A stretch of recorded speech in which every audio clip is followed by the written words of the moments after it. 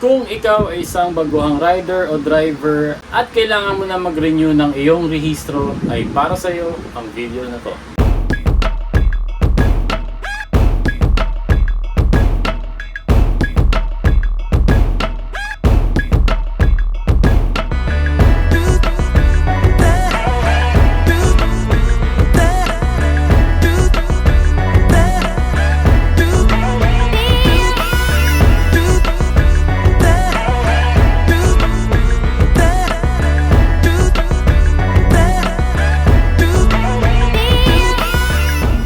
What's going on mga kamambo? It's your boy Rico again.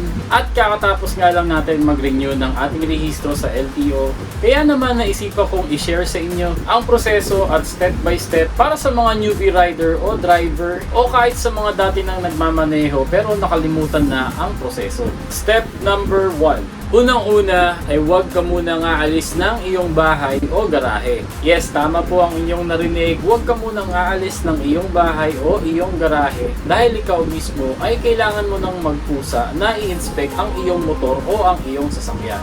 Kailangan po lahat ay gumagana bago kayo pumunta ng LTO para iwas abala. Make sure lang po na gumagana ang headlight, signal light, taillight, pati na rin ang iyong busina. Kung sasakyan naman ang inyong ipaparehistro, ay siguraduhin din gumagana pati ang wiper. By the way guys, ang LTO branch or LTO office nga pala na pinuntahan natin ay ang sa LTO Imus sa may Open Canal Road. In general, pare-pareho lang naman ang kani-kanilang mga process pero depende pa rin yan sa mismong LTO office.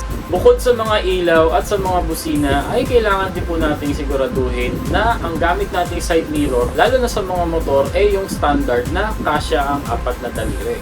At kung kayo naman po ay wala pang plaka, kailangan ang inyong temporary plate ay nakasunod sa tamang format. Mahigpit na pong pinagbabawal ang kung ano-anong kulay at kung ano-anong design sa ating mga temporary plate. Huwag nyo na pong tangkain kung hindi pa standard format ang inyong temporary plate dahil sa emission pa lang ay di na kayo tatanggapin.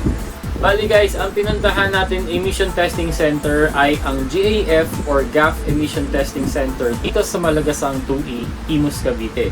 At nagkakahalaga ito ng 370 pesos para sa motor. At kung hindi ako nagkakamali, 500 or 570 pesos naman para sa sasakyan. Pagkatapos natin sa emission testing center ay proceed na tayo kagad sa LTO Imus sa may open canal. At bago tayo mag-proceed ay kailangan muna nating iparada ang ating motor o sasakyan. Huwag kayong mag-alala dahil malawak ang parking at kung makakatsamba ka, meron namang spot na may lilim. Pagkatapos nga nating mag-park ng ating motor ay kailangan na muna nating magbayad ng insurance, which is yung nasa kabilang building, nakatapat ng main building at ng parking area.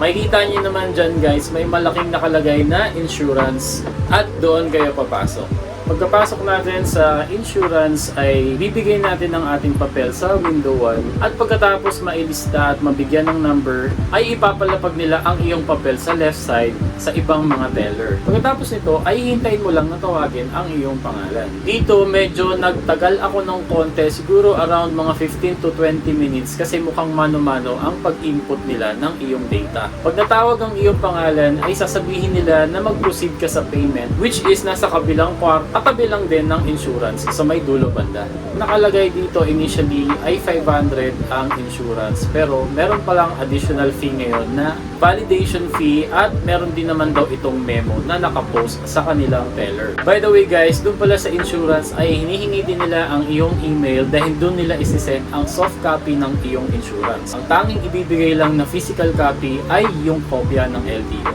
Kaya importante po sa pagpunta nyo sa LTO ay naka-ready ang inyong email at meron kayong access dito. Once tapos na ang payment ay babalik kayo sa insurance section para kunin ang inyong documents pati na rin ang hard copy ng inyong insurance. Next step naman po ay kukunin natin ang ating motor o sasakyan at magpuproceed naman tayo sa inspection area. Madali lang din siyang makita, ito ay nasa right side ng main building at may makikita po kayong tent. Dito pumapasok guys yung importansya ng iyong sariling pag-inspeksyon bago ka pa pumunta ng LTO. Kasi kung sakaling busted ang iyong taillight or signal light or headlight o kung ano mang may defect sa iyong motor, papabalikin ko lang din. Kaya laking abala, di ba? So dito guys sa Imus branch, hindi naman sila ganon ka-stricto. Actually, kahit mga open pipe nga, hindi na rin sila gumagamit ng decibel meter. At kalimitan nakikita ko sa kada punta ko dito, nare-rehistro naman nila yung kanilang mga motor. Once na natapos na kayo sa inspection ng iyong unit, ay babalik na po muna kayo sa parking and then magpo-proceed na po sa main building.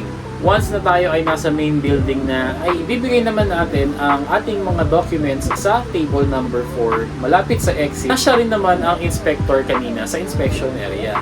Maya-maya pa ay bibigyan tayo ng number at ihintayin na lang natin na tayo ay tawagin sa cashier. Dito usually guys nagtatagal lalo na kung maraming tao. Pero dahil weekdays tayo pumunta, ay wala pang 30 minutes, natawag na rin tayo at nagbayad sa cashier.